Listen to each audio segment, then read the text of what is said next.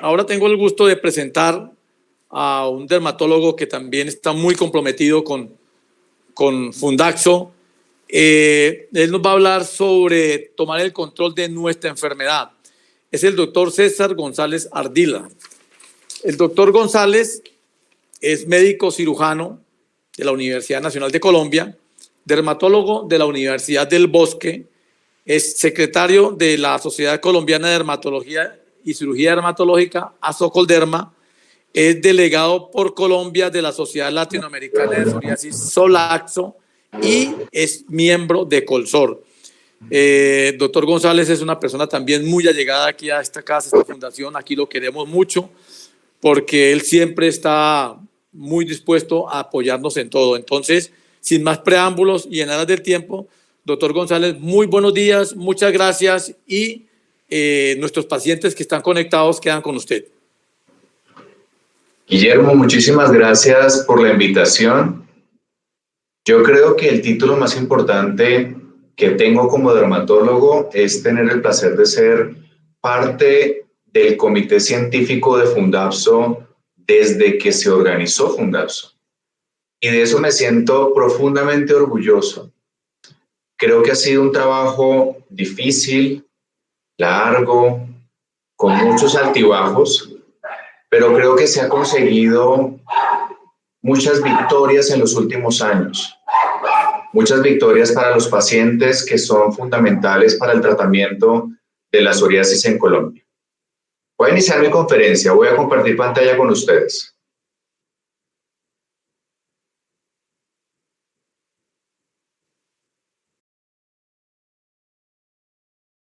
¿Pueden ver allí?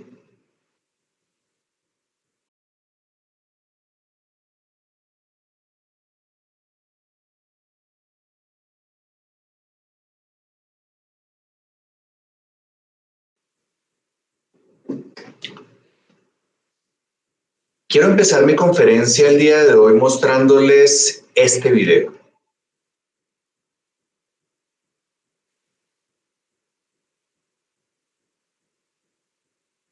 Esta es la forma como se practicaba el salto alto hace más de 100 años. Y probablemente este video puede resumir qué significa tomar el control de la psoriasis y qué significa tomar el control de la enfermedad.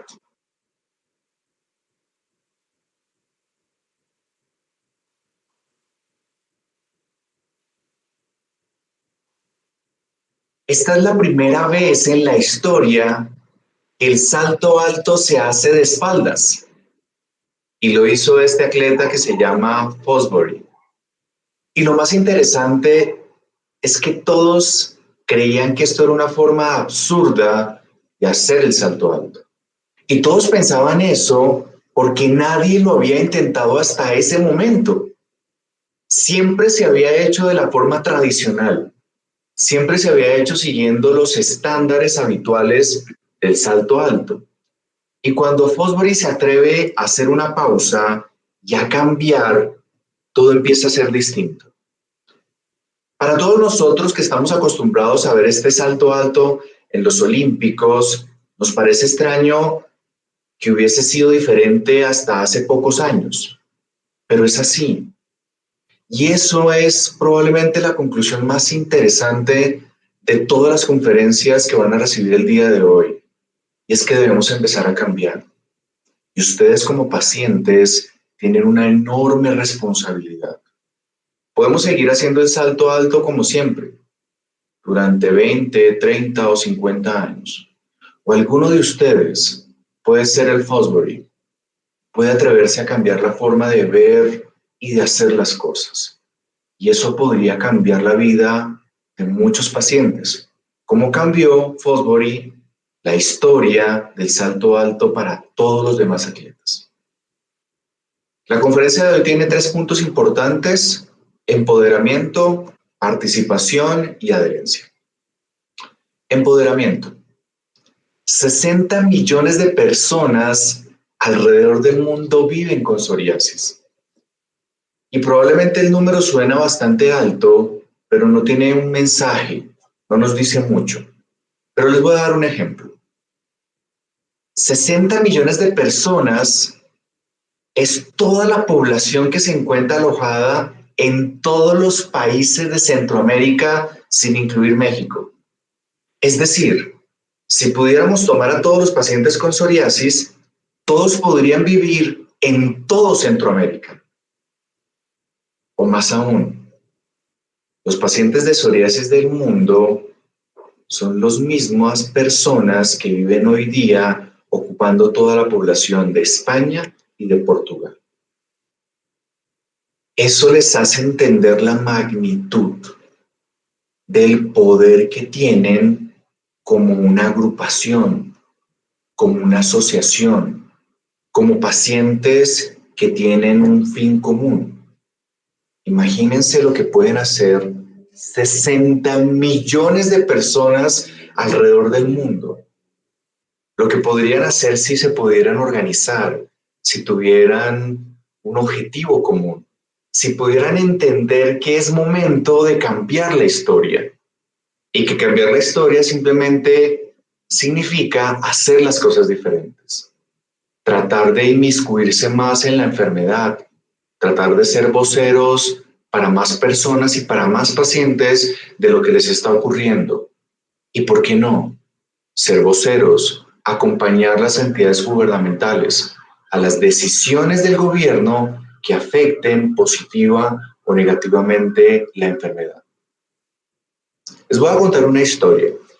En 1966, Beverly Foster era una mujer de Estados Unidos que sufría de una psoriasis muy severa y le pidió a su esposo como único regalo de cumpleaños, Larry, que le pudiera organizar una reunión de cumpleaños, pero no con sus amigos, ni con sus familiares. Ella lo que realmente quería y buscaba era poder compartir lo que sentía con otras personas. Ella quería que su esposo de regalo de cumpleaños le regalara una reunión con otros pacientes con psoriasis. ¿Cómo se hace una reunión en el 2020? Publicas un anuncio en Instagram, en Facebook, pero imagínense en 1966. Lo que hizo Larry fue publicar un anuncio en el periódico. Paciente con psoriasis, por favor contáctense a este número para intercambiar información mutua. Y Beverly recibió más de 100 llamadas.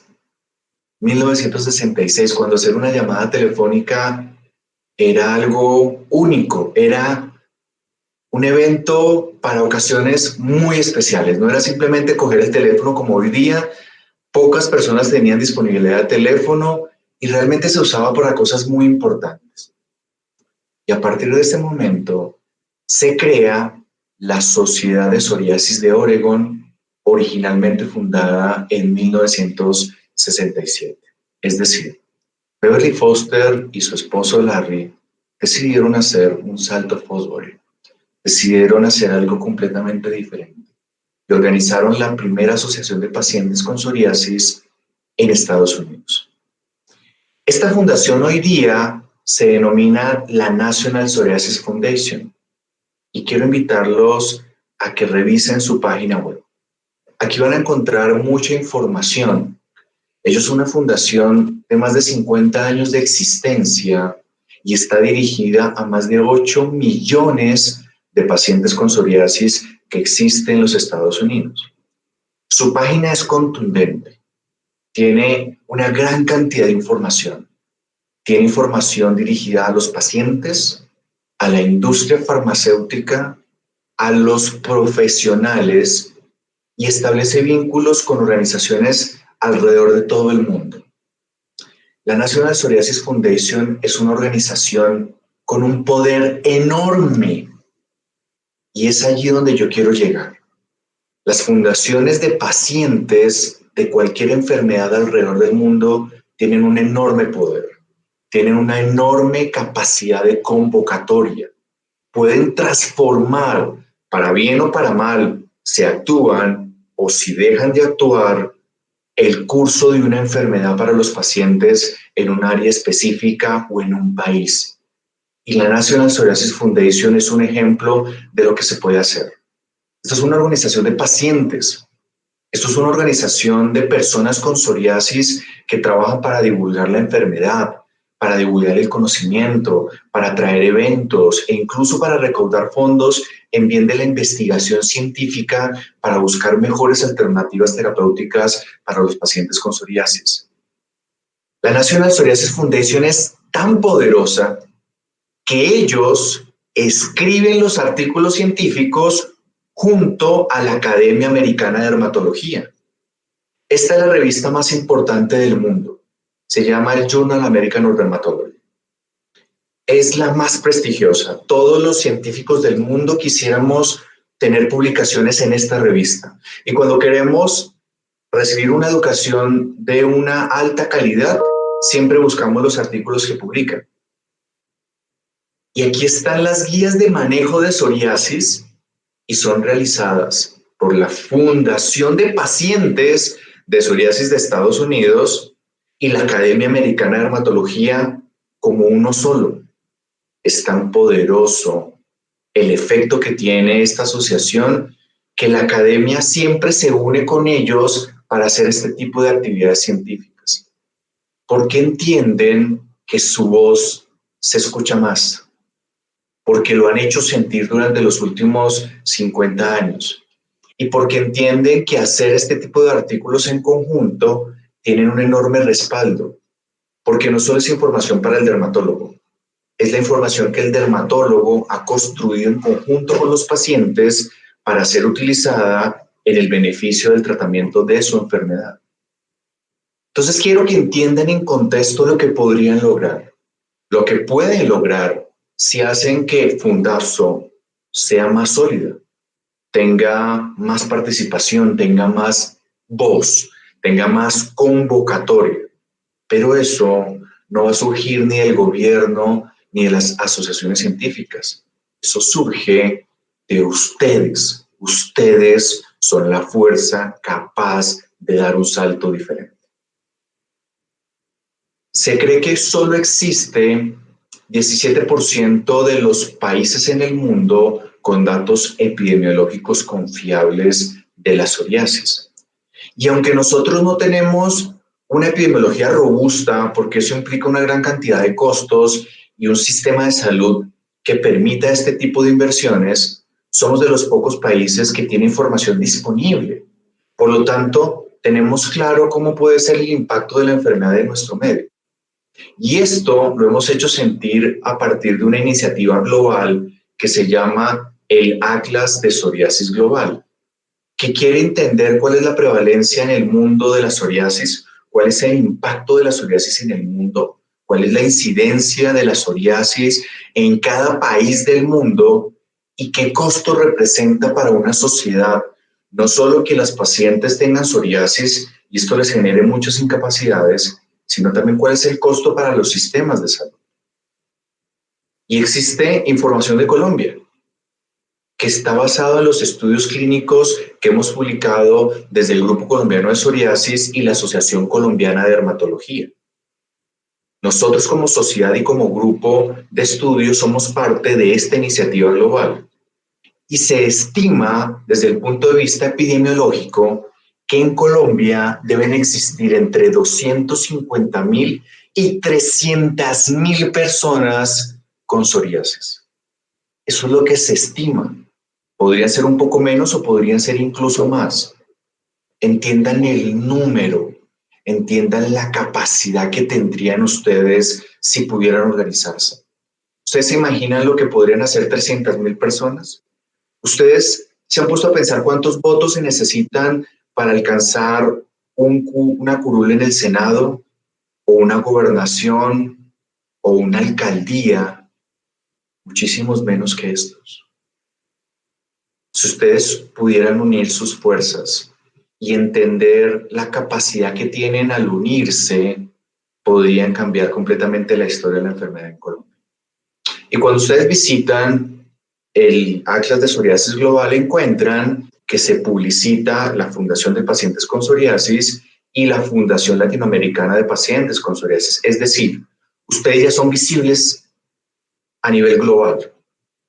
Lo que probablemente les hace falta es tomar el control de ese poder.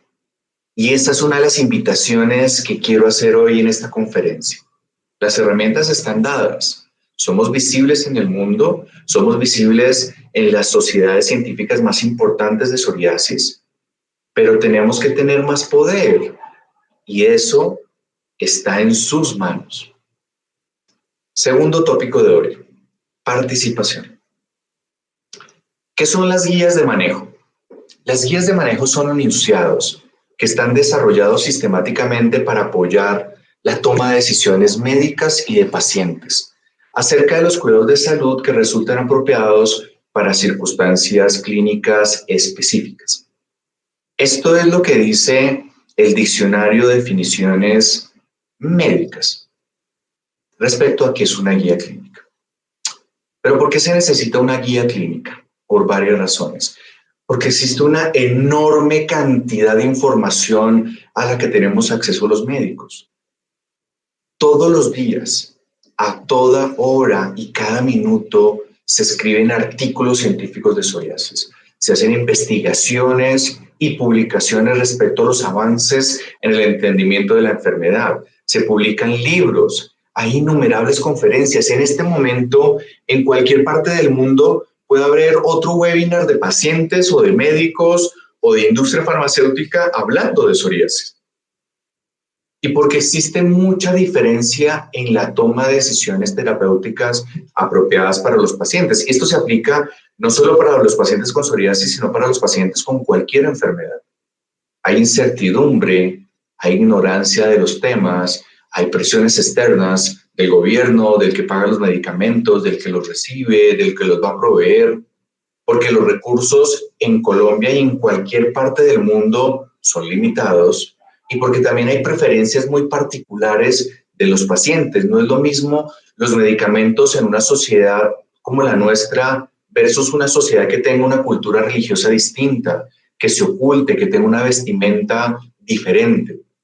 Eso es parte de las preferencias de los pacientes y por ende no es exactamente igual decir cuál es el tratamiento apropiado para una mujer con psoriasis en Colombia versus una mujer con psoriasis en Arabia Saudita, por ejemplo. Y se necesitan porque necesitamos una información sencilla, una información que sea adecuada para nuestro problema, en este caso la psoriasis, que sea válida, precisa, aplicable a los pacientes y que además sea de fácil comprensión y de fácil alcance. Y entonces, ¿esto a qué nos trae? Esto que nos trae que la Sociedad Colombiana de Dermatología y el Grupo Colombiano de Psoriasis han entendido que una de sus responsabilidades hacia los pacientes y hacia la comunidad científica en general es obviamente elaborar guías de manejo. Y miren algo fundamental. ¿Reconocen a la persona que está de corbata verde sentada en esta fotografía? Guillermo Gutiérrez, director de Fundapso, ha sido partícipe como representante de los pacientes, es decir, empoderándolos a ustedes y haciendo sentir cuáles son sus necesidades, cuáles son sus opiniones, cuáles son sus sugerencias en todas las guías de manejo que han sido publicadas en Colombia. Él ha permitido abrir estos espacios donde dermatólogos, reumatólogos, discutimos cuáles son las mejores opciones de tratamiento. Y lo hemos invitado a él en representación de los pacientes. Nos encantaría tener a los 267,000 pacientes de Colombia reunidos, pero no hay forma de hacerlo y por lo tanto escogemos un representante. Y eso habla del poder que tiene la Fundación, del efecto positivo que ha generado durante los últimos 10 años, del reconocimiento, de la confianza que genera dentro de la sociedad científica Fundapso, y por eso siempre ha participado. La primera guía de manejo de psoriasis en Colombia fue publicada en el 2008 y fue una revisión sencilla del tema, pero fue un primer acercamiento que permitió empezar a hablar del tema en Colombia. En esa época habían llegado al país 2 tratamientos nuevos de psoriasis. Hoy día ya tenemos más de 10. Pero fue tanto el éxito que tuvo la guía del 2008 que en el 2012 decidimos con el doctor Luis Castro, quien nos acaba de dar esa excelente conferencia sobre artritis psoriásica, y con la doctora Ángela Londoño, publicar una guía mejorada. Pero esta guía mejorada no solo hablaba de psoriasis. Esta guía fue elaborada con altos estándares de epidemiología y de estadística para hacer que la guía tuviera un reconocimiento gubernamental. Y por eso no es solo una guía de manejo, es una guía basada en la evidencia, es decir, es una guía que se extraía de la mejor información científica disponible que teníamos en el 2012 para el diagnóstico y el tratamiento de los pacientes con psoriasis. Y en esta participó Fundapso y en esta participó la Asociación Colombiana de Reumatología, de Infectología y de Dermatología. Y esta guía tuvo tanto impacto que fue adoptada por otros países, México, Argentina, Chile, y asociaciones científicas y de pacientes decidieron adoptar la información. Y se volvió también de adopción gubernamental, es decir, el gobierno nacional, al ver la calidad de la guía, decidió que esta podría ser la guía de aplicación de medicamentos en Colombia. Pero no contento con esto y entendiendo que toda la información en psoriasis avanza rápidamente, en el 2018, 10 años después de la primera guía, publicamos la nueva actualización. Y en esta ocasión invitamos a la doctora Londoño y a la doctora Carolina Cortés, que también nos va a acompañar el día de hoy con una conferencia, a hacer la actualización de la guía. Porque una guía no es un conocimiento estático. Una guía requiere que estemos siempre actualizando, que estemos renovando la información, que estemos revisando los nuevos medicamentos. Y les puedo decir que con orgullo para ustedes y para nosotros, porque ustedes son parte de esta guía, porque Guillermo estuvo en las discusiones de toda la guía, porque Guillermo tuvo acceso al material para poder tener una retroalimentación de qué cosas podrían ser buenas o qué cosas podrían incluso afectarlos a ustedes en la toma de decisiones de su enfermedad. Esta guía ha sido adoptada por universidades, por sociedades científicas, por otros países. Y esto es un material que todos ustedes deberían leer, deberían conocer, porque está escrita para médicos, pero también está escrita para pacientes. Y ustedes podrían de esta guía extraer una información valiosa, que vuelvo, repito, les podría permitir dar el salto para cambiar la forma como se ve y cómo se trata la enfermedad, no solo en Colombia, sino también en el mundo. Dentro de la guía hay un tema particular al que me quiero referir cuando hablo de participación. Y hablo sobre los medicamentos biosimilares. Esta no es una conferencia de medicamentos biosimilares, pero quiero que sepan dos cosas que son fundamentales. ¿Qué es un biosimilar? Un biosimilar es un fármaco que es muy parecido a un biológico de referencia, es decir, dentro de la industria farmacéutica existen dos tipos de medicamentos, los químicos y los biológicos. Los químicos se hacen a través de un proceso químico, una pastilla, acetaminofén, ácido acetilsalicílico, y los medicamentos biológicos son medicamentos que se extraen a través de ingeniería molecular.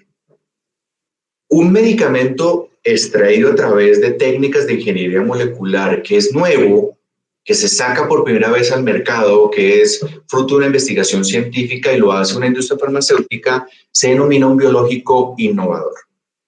Y es aquel que se ha producido mediante los medios de autorización estándares y se conoce como un medicamento de referencia o medicamento original, y la forma como actúa y la seguridad del medicamento ha sido establecida a través de muchos estudios clínicos, que incluyen numerosos pacientes.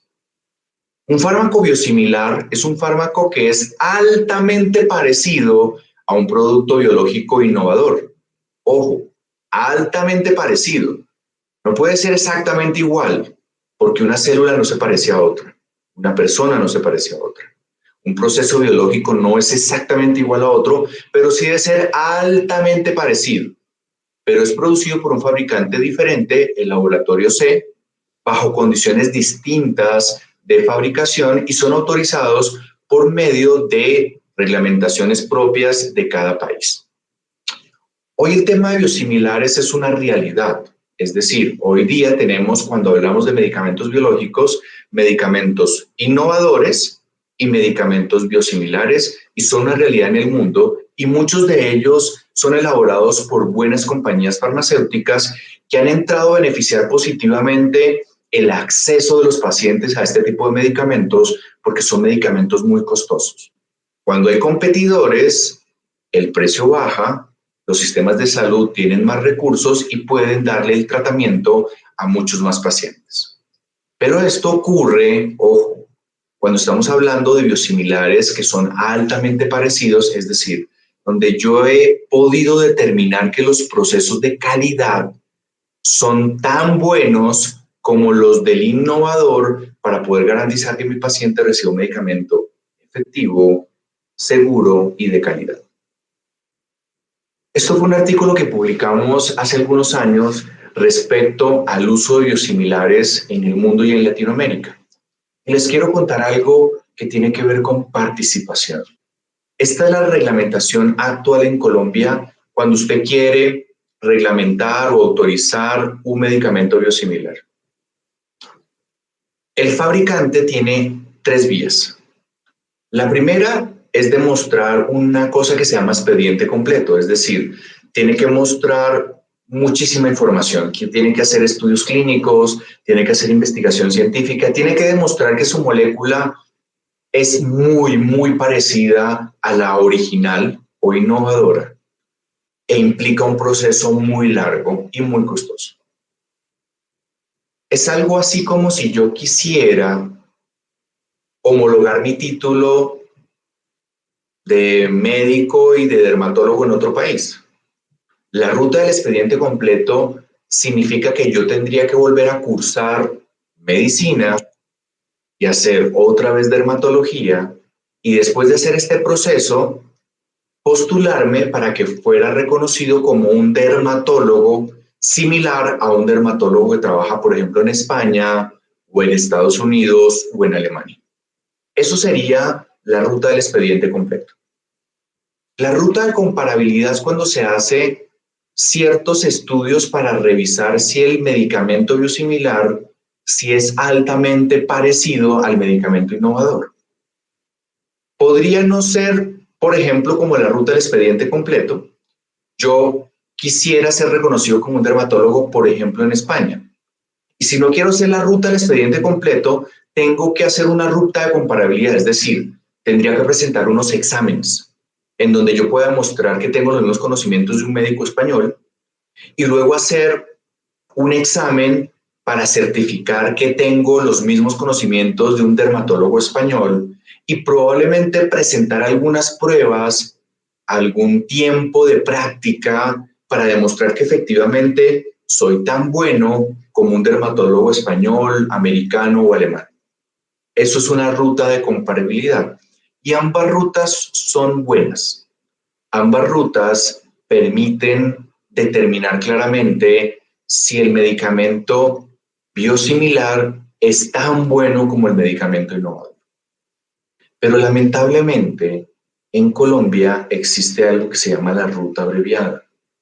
Y la ruta abreviada, como su nombre lo indica, es una ruta expedita para hacer la aprobación de este tipo de medicamentos, en donde usted simplemente debe demostrar a través de unos estudios técnicos,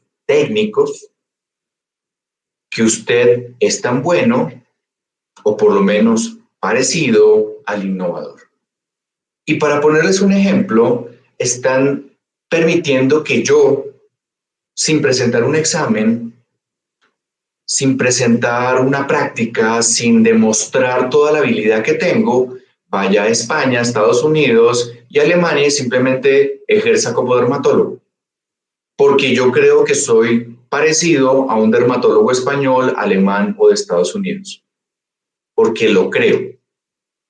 No porque tenga todo el respaldo para demostrarlo. Esta ruta abreviada es un mecanismo que es único en el mundo.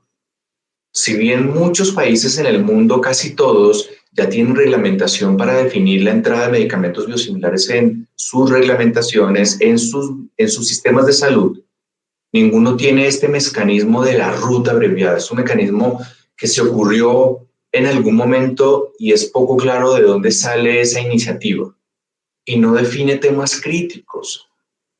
¿Cuál será toda esa cantidad de estudios técnicos que tiene que demostrar? No define si esos estudios técnicos son suficientes para demostrar si el medicamento biosimilar es tan bueno como el innovador. No define términos médicos que son fundamentales para nosotros para garantizar la seguridad, que son intercambiabilidad, sustitución y extrapolación.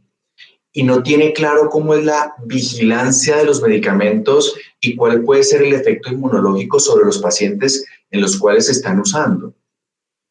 Es decir, en Colombia, en términos de biosimilares, existe una reglamentación que es compleja y que si no se determina claramente, si no se establecen unos parámetros claros, si no somos muy rigurosos, podría permitir la entrada de medicamentos biosimilares que no cumplan con los estándares internacionales de calidad, de eficacia y de seguridad. George Clooney es un producto biológico. Él fue hecho por mamá Clooney y papá Clooney. Él es un ser vivo, un ser biológico y por lo tanto es un producto biológico que depende de cómo era su mamá y de cómo era su papá. Y este soy yo. Y claro, yo puedo ponerme el estetoscopio igual que George Clooney, puedo ponerme el mismo uniforme, puedo tener el mismo esfero, el mismo cartón, pero por alguna extraña razón yo no soy tan bonito como George Clooney. A pesar de que soy del mismo proceso biológico que permitió que naciera George Clooney, estoy seguro que mi mamá y mi papá hicieron el mismo proceso. Por lo tanto, yo puedo ser parecido a George Clooney, pero nunca voy a ser igual a George Clooney. Y si yo quiero demostrar similitud, tengo que tener una evidencia científica muy sólida para que yo pueda presentarme ante los médicos, la comunidad científica, los entes gubernamentales, diciendo que efectivamente soy tan bueno como el medicamento original al que le tomó 10 años salir al mercado, al que le tomó 10 años hacer estudios clínicos, al que invirtió una gran cantidad de dinero para establecer que el medicamento servía, cómo servía y por cuánto tiempo servía. Y esto es responsabilidad también de los pacientes. Los pacientes tienen que conocer las reglamentaciones, tienen que saber de ley. El desconocimiento de la ley no es excusa para no cumplirla. Ustedes tienen que entender de decretos, ustedes tienen que estar en las discusiones gubernamentales, ustedes tienen que hablar en los medios de comunicación cuando sientan que hay cosas que los afectan negativamente. Ustedes tienen que hacerlo. Ese es parte del salto Fosbury que tenemos que dar. Ese es parte del cambio que ustedes, como asociación de pacientes, deben hacer. Esa es su obligación y su responsabilidad. Porque si no luchan, pueden encontrarse con condiciones, con medicamentos o con reglamentaciones que los afecten negativamente. Y les puedo demostrar lo que ocurre en muchos países del mundo, donde quienes toman las decisiones en medicamentos, en tecnología y en dispositivos es el gobierno con los pacientes. A veces ni siquiera las sociedades científicas. Así es el poder que tienen ustedes, que en muchos países quienes toman las decisiones son el gobierno y pacientes. Y los pacientes, muy inteligentes, se asocian, se asesoran de la comunidad científica para que puedan tomar buenas decisiones que los favorezcan. Y eso es responsabilidad de cada uno de ustedes. No es responsabilidad de Guillermo. Guillermo solo no es la asociación de pacientes. La asociación de pacientes son todos ustedes. Y el último punto que quiero tocar es adherencia. ¿Qué es adherencia? Adherencia es la capacidad que tiene una persona de tomarse el medicamento o de hacerse el tratamiento o de seguir las recomendaciones médicas. Eso es adherencia. Entre mayor adherencia tenga el paciente, mejor serán los resultados de su tratamiento. Si un paciente tiene que bajar de peso, entre más adherencia tenga a la dieta y al ejercicio, más rápido y con mejor efecto va a bajar de peso. Lo mismo ocurre con cualquier enfermedad. Con problemas de la tiroides, con problemas del azúcar, con problemas de la tensión, con problemas como la artritis. La adherencia es la clave para que un tratamiento cualquiera, una crema, un champú, una inyección o una pastilla, funcionen o no funcionen. Y de esto tenemos cotidianamente miles de ejemplos. La adherencia de un antibiótico. Al paciente le formulan un antibiótico durante 10 días y el paciente se lo toma 3. Mala adherencia. O al paciente le incluyen 3 medicamentos en la fórmula y compra 1. Mala adherencia. O el paciente es citado a controles periódicos cada 2 o 3 meses y va cada 2 o 3 años. Baja adherencia. Pero también la adherencia tiene que ver con el médico. Cuando el médico hace una fórmula muy difícil, baja la adherencia. Cuando el médico no explica bien el tratamiento ni la enfermedad a su paciente, pues disminuye la adherencia porque no sé qué tengo y no le entendía el doctor. Cuando las citas están terriblemente lejos y no tengo la oportunidad de asistir a mis controles regularmente, no porque no quiera, sino porque no hay citas, eso afecta la adherencia. Cuando no se me entregan los medicamentos a tiempo, cuando mi asegurador o mi empresa de salud se demora o me dice que no hay disponibilidad en este momento y me quedo sin droga o sin tratamiento o sin cremas o sin pastillas durante semanas o meses, eso afecta mi tratamiento. Cuando el tratamiento es muy desorganizado y mi médico no me explica qué va primero, qué va segundo o cómo puedo organizar lo que él me está dando con lo que yo tomo normalmente, eso afecta la adherencia. Por lo tanto, la adherencia es fundamental para el éxito. Si usted quiere, como paciente, como médico, ser exitoso, tiene que garantizar adherencia. Pero la adherencia depende de ambas partes. El tema de adherencia es tan importante y ha generado tanta inquietud y tanta investigación porque tiene que ver directamente con el éxito de cualquier tratamiento, que incluso en Estados Unidos hay muchos medicamentos que traen dispositivos electrónicos adheridos a la tapa, que permiten llevar un registro de cuántas veces al día el paciente destapa el frasco, porque se asume que si usted lo destapa es porque se va a tomar la pastilla o si usted lo destapa es porque se va a aplicar la crema. Y llevan un registro de cuántas veces usted lo destapa y cuántos días lo destapó y cuántos días no lo destapó. Y también llevan un registro de si lo empezó a destapar durante la primera semana que salió de la consulta médica animado y deseoso de mejorarse, o si solo lo empezó a usar los días previos a la consulta de control para que no lo vayan a regañar. Hay muchas formas de mejorar la adherencia. Por ejemplo, en azul, se mejora la adherencia cuando damos pocos medicamentos. Cuando damos muchos medicamentos, naranja, se disminuye progresivamente la adherencia. Esto es algo que el médico tiene que conocer, pero que el paciente también tiene que hablar con el doctor. Doctor, prefiero que me formule 3 cosas, yo prometo hacerlo, pero no más de 10, porque mi adherencia, en términos médicos, va a disminuir. Miren las barras que están en el cuadro azul.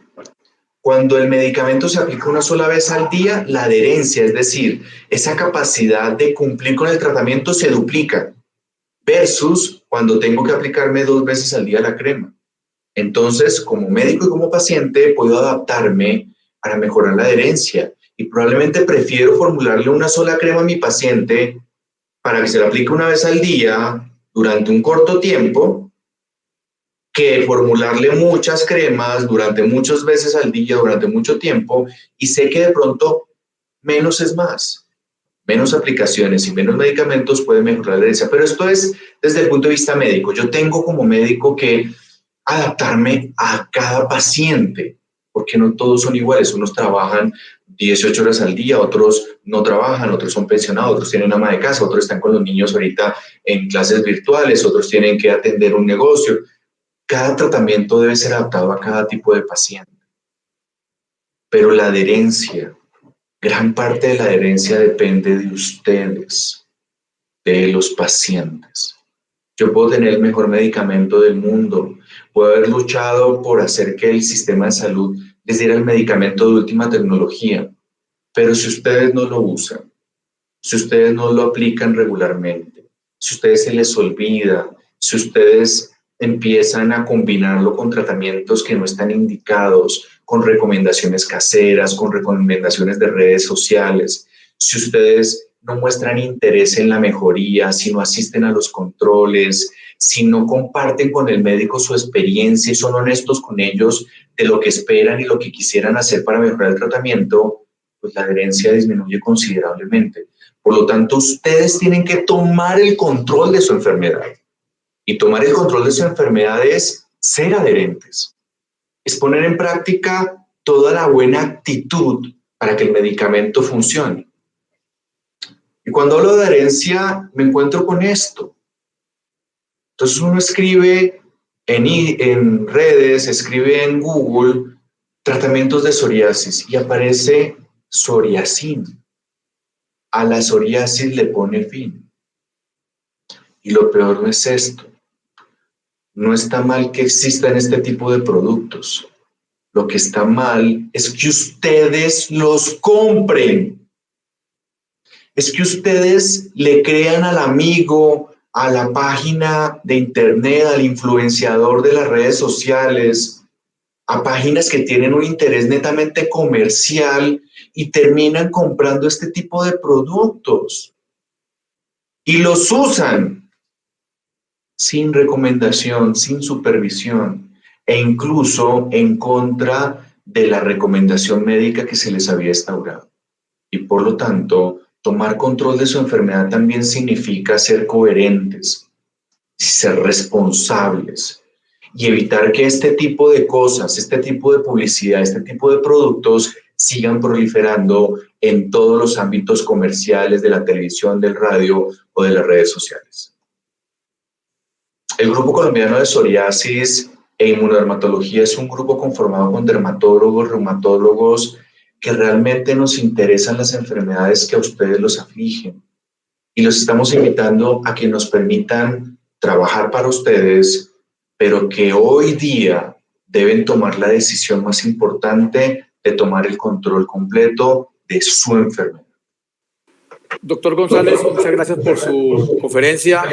La verdad que nos ha ilustrado mucho a nosotros los pacientes, sobre todo a tomar el control de la enfermedad, porque nosotros muchas veces nos olvidamos de eso y pensamos que solamente la responsabilidad es del médico, dermatólogo, o solamente la responsabilidad es de la EPS, pero nosotros también tenemos que ser responsables en esto. En aras del tiempo, una pregunta nomás, doctor. Le manda un cordial saludo una persona que lo conoce a usted, el señor Carlos Navas. Carlitos, qué rico escucharte. Él en ese momento se encuentra en la ciudad de Panamá y se conectó y le pregunta. Mi pregunta es, ¿qué más podríamos hacer aparte de apoyar a las fundaciones para lograr el mejor impacto de conciencia en los gobiernos? Dos cosas pueden hacer. Lo primero es ser muy activo en redes sociales. Claro, los pacientes pueden tener pocos seguidores. Un paciente de psoriasis puede tener una cuenta de Instagram o de Facebook con pocos seguidores. Pero puede empezar a hablar de cosas importantes, puede empezar a hablar de la fundación, puede invitar a otros pacientes con psoriasis a que sean parte de la asociación. Pueden hablar de lo que bien le ha sido seguir las recomendaciones médicas. Y esa recomendación y ese enfoque va a ir a esos 10 seguidores que tiene. Pero si 267,000 pacientes en Colombia empiezan a hablar de psoriasis y empiezan a invitar a que los pacientes se afilien y empiezan a decir que necesitamos mejores medicamentos y que queremos revisar las regulaciones, pues probablemente cada paciente puede tener 10 seguidores y pueden tener un mensaje de 2 o 3 millones de personas. Por lo tanto, no subestimen el poder que tienen ustedes como sociabilizadores del mensaje, como agentes para hacer visible la enfermedad. Entonces, la primera recomendación es, claro, los videos de la fiesta y de las mascotas y del cumpleaños y de la hamburguesa son buenas para compartir en redes. Pero ¿qué tal si también empezamos a compartir información de la enfermedad y empezamos a sensibilizar al público en general lo que tienen y los empezamos a invitar a que se vuelvan parte de la sociedad? Y segundo, ustedes tienen responsabilidad como ciudadanos de estar al tanto de toda la legislación. Ustedes deberían estar activamente unidos y participar en cualquier negociación que tenga que ver el ministerio, que van a cambiar el MIPRES, que van a poner el techo tarifario, que van a regular los medicamentos biológicos. Ustedes deberían estar presentes, deberían estar en el Senado, deberían ir a ver los debates, deberían hacerse parte de ese tipo de discusiones para que los tomen en cuenta y deberían alzar la mano y decir, aquí estamos como ciudadanos y como pacientes de psoriasis luchando por nuestros derechos. Y eso les daría un enorme poder. Bueno, doctor González, muchas gracias por su conferencia, muchas gracias por sus conceptos, muchas gracias por sus palabras con la Fundación. La verdad es que usted lo ha dicho, Fundaxo nació de la mano con usted, ha sido una persona que siempre nos ha apoyado desde todo punto de vista, es nuestro director científico de la Fundación. Queremos agradecerle por esta participación y bueno, doctor, seguimos hablando. Muchas gracias. No sé si tenga algún mensaje final para los pacientes. Que los queremos mucho y que la invitación es a empoderarse, a participar y a mejorar la adherencia para tomar el control de la psoriasis en Colombia. Bueno, muchas gracias, doctor González. Dios lo bendiga. Bueno, continuando con nuestro programa, en este momento vamos a tener una conferencia muy buena que quiero que todos estén muy atentos porque son muchas cosas que nosotros nos pasan a diario y que muchas veces los confundimos.